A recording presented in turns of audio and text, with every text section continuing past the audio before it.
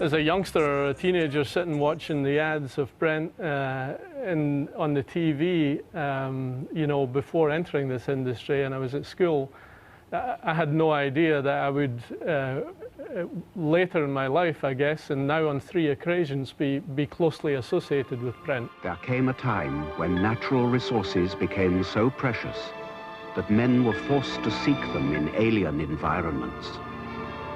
From all over Earth, men and materials were gathered, machines the like of which had never been seen before. This mighty endeavor required a vast investment and a leap of technology as great as that which placed the first men on the moon.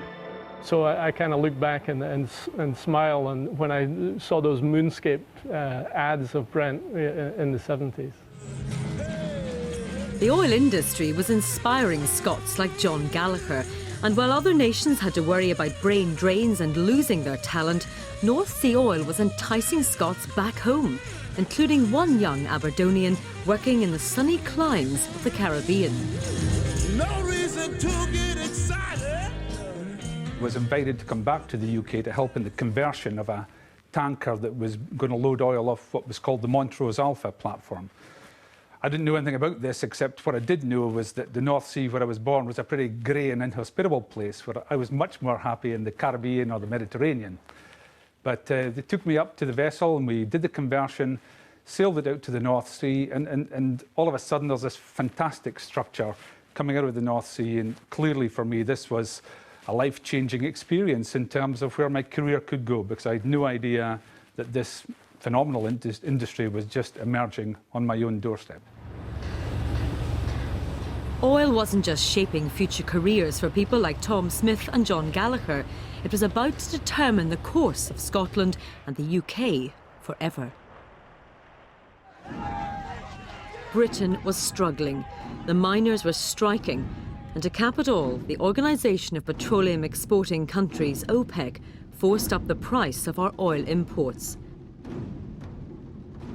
The country was almost bankrupt. Even before the first barrel of oil had been produced, it was being seen as a lifeline.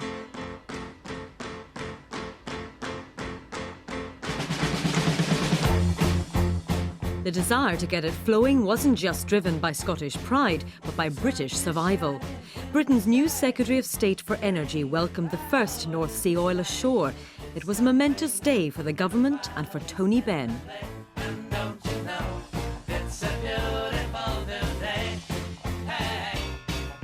It does give this country a great opportunity, which it's long needed, of developing a full four-fuel economy.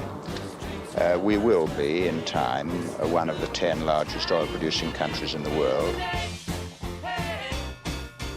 I was appointed in June 1975, and one of the first jobs I had to do was to be present when the first North Sea oil came off. Well, this is it, the first few drops of our North Sea oil.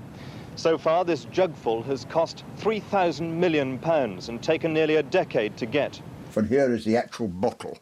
I've got a picture of myself somewhere holding it up, and I think it probably is still, it's pretty clotted, I think, now, but it is genuine, and that was seen as the future, and quite properly so, because if we'd used it wisely, our economy would have been an awful lot stronger now. Oil was seen as the future, a future free from the crippling prices imposed by OPEC. This explains why North Sea oil was so important to Britain in 1975. I think there was a very wide recognition, because it did give us, it was understood to give us a lifeline at a time the economy was in serious difficulties. I don't think anybody underestimated it. I think you could argue that in the sense that it won't last forever, it might have been slightly overestimated. But, oh, people appreciate, look at the coverage at the time, it was phenomenal. What would North Sea oil do? Whatever it would do, the government clearly didn't expect it to last long. Tony Benn's press secretary at the time was Bernard Ingham, and he recalls an event his boss held. Tony Benn called a conference in Church House, Westminster, where the consensus. I've never trusted people since. The consensus was that North Sea oil would be done and dusted by, well, oil and gas, I suppose, done and dusted by, as I recall it, 1995. How long will North Sea oil last? A deceptively easy question with no simple answer. These government papers in the 1970s state that the oil in the North Sea will be exhausted in the 90s.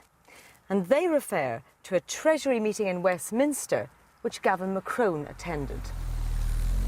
I certainly thought in those papers, which have been dug up now from the records, I was quite surprised to see what I said in many cases. But one of the things I clearly was expecting was that the oil would last about 20 years, and that would be that. Well, it's now more than 30 years, and it's still there. So I didn't foresee that it would go on as long as it has done. Even now, many people think that North Sea oil is about to run out. People like environmental campaigner Jeremy Leggett, who's chairman of the company Solar Century. I think if I had to guess, the crunch is going to come in 2010, plus or minus 2 years. If you look at the flow rates, not the stated reserves, the proved reserves, or all the arguments about reserves, just the flow rates in the projects that are reported by the oil industry coming on stream, you see that around 2011, you see the flow rates drop off quite spectacularly. And that's the time, I think, when a lot of people are going to wake up to what's going on and start asking the fundamental questions about what life is going to look like in the second half of the age of oil. Speaking to people like Jeremy Leggett and Gavin McCrone sums up the fundamental problem of investigating Scotland's relationship with oil. How can we get to grips with it if no one can agree on how much oil there is or when it's going to run out? One person who's spent a considerable working life studying and writing about oil and oil reserves is Professor Peter Odell. Well, let's say first that the oil is not declining. It is sometimes presented by people as being in decline, or oil as having reached its peak. If there's a peak, it's not going to be due to the lack of supply. It's going to be due to the lack of demand. So how much is he actually talking about? There are at least 20, 25, even 30 billion barrels of the stuff left. And that's quite a lot. It's not quite as much as we use already, but it's not far short. So there's a lot to go for. And moreover, there are still parts of the UK continental shelf that have never been examined at all in any great depth. And so that could be the low end of a range which would take us into a period when we have access to as much oil again as we've already used, if not more.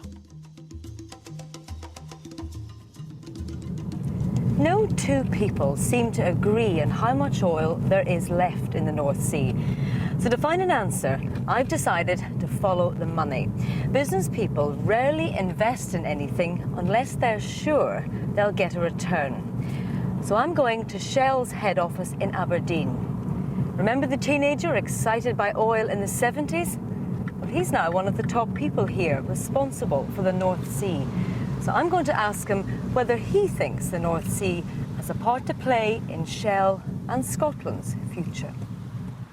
We've been perhaps the largest, or certainly one of the leading investors in the North Sea. We're bringing 4 fields on, 4 new fields in this mature environment, bringing 4 new fields on this year. We're talking hundreds of millions of pounds. The plant rejuvenation work that we're doing is hundreds of millions of pounds. The work that we're doing cross-border across the North Sea, linking up Norway and the UK, which is a growing trend in our industry, again, hundreds of millions of pounds. So there seems to be quite a lot of the black gold left in the North Sea. My investigation shows at least 25 billion barrels, and that's a conservative estimate.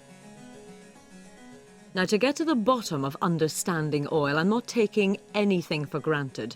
We always hear people talk about barrels of oil, but what exactly is a barrel of oil?